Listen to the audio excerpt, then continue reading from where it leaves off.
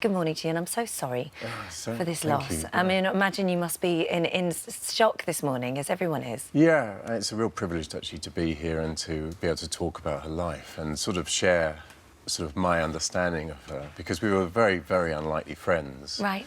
How did you meet? Well, we met at a charity event, I don't know, it was only about 5 or 6 years ago, and I remember dreading meeting her. We had to share a car all the way down to Ascot and back, and because she's just not the sort of person I thought I'd want to hang out with, Yeah. you know, because of her great big... and my life is so much smaller and so much simpler. And, but we both share in common the fact that we used to have, or we still are effectively dealing with the effects of drug and alcohol issues.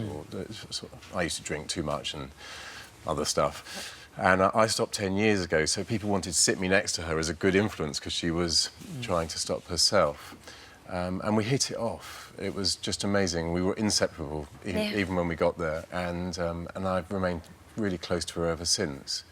She had an incredible energy. I was lucky enough to know her also, and she was very good friends with, very close to my friend, a friend of mine, and she just had that special energy about her. She did, yeah. She was just so funny. She was a funny girl. She was incredibly kind. I always remember she was very generous with her time, but also with her spirit also. Yeah, you went into a restaurant, she'd remembered all the waiters' names and everything, and she was generous to everyone. People come up and want their photographs, and she couldn't be happier. Yeah, and as she's talking to me, she's gesticulating as she does with her hands, and I noticed this diamond bling gorgeous ring, and I'm like watching her hands like a magpie, and I just went, your ring is beautiful. And she went, oh, this is just a bit of from Chanel, and she dropped it in my champagne glass and went, it's yours. And I was like, no, I can't take that. And she went, if you don't take it, I'm going to throw it across the restaurant. So the next morning I wake up and I have this incredible ring on my hand, which I did say to her the next morning, I've got your ring, and she was like, I don't want it back. I do not want it back. She let you, didn't she dress you one day? She dressed me after I had Belle.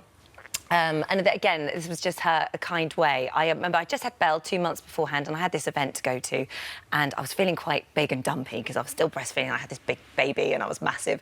And bearing in mind she was a size 6 and I was about a size 16, 20 by that point, she said, come back to mine, and we went into her wardrobe, and she must have spent hours with me trying on all of her clothes, and she fully kitted me out in heels. She gave me her handbag, she dressed me up and sent me off on my way to this party where that's me wearing her clothes, and she was just a real girl. I didn't even see the picture. I was going to say it would only have been a little black number. It was a little black number, that was it. Yeah, it was very stretchy, I might add. But she did have that. She was a real girl's girl. She was a lovely... Yeah. How do you remember her in the best crazy times? Because she was brilliantly, eccentrically bonkers. Yeah, if you met her for lunch, you know, she would always be late, and she would she'd order on the phone, and you just got used to it, so you made sure you went with someone else, because otherwise you'd be sat there on your own.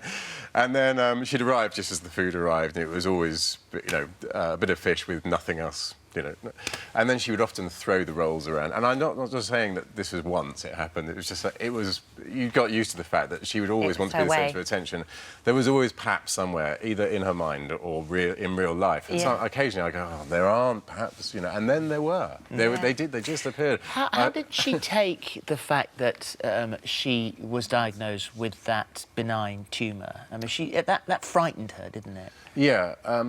She was facing a lot of problems, though. I mean, one, the recurring issue, it was very hard for her to stay off drinking and things. So that was always kind of a thing. And then there was lots of surgery around her mouth and bits and pieces. You remember her nose was giving her problems, and she was terribly conscious about that. Yeah, always knew how to get the angle, and she always walked into it. She kind of still got up every morning. Yeah.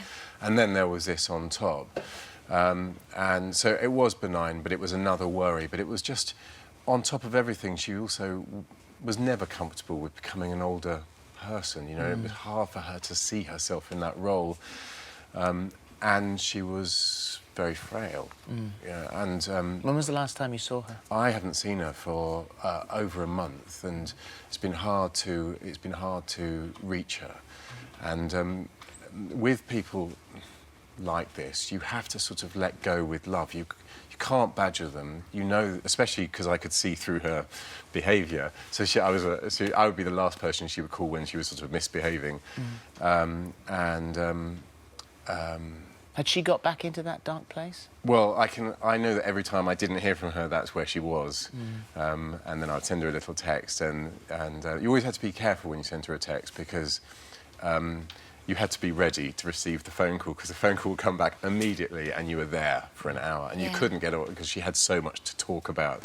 And it was but you had to be sat down, cup of tea, then you send the text and just watch your phone. Yeah. And there What's it your happened. best memory of her? I just think, it's not really a specific memory. I mean, we had wonderful parties. We always went to the Goldsmiths party every year. And she opened lots of doors for me because, you know, things that I wouldn't dream of going to, but also she wouldn't go to without someone that she felt safe with. So there were all sorts of wonderful parties. But it's not really an event. It is what you described. It's that energy. Yeah. And it was just knowing, when you met her, you thought, that is why you're famous. Now I get it. You are just... You don't need the drugs.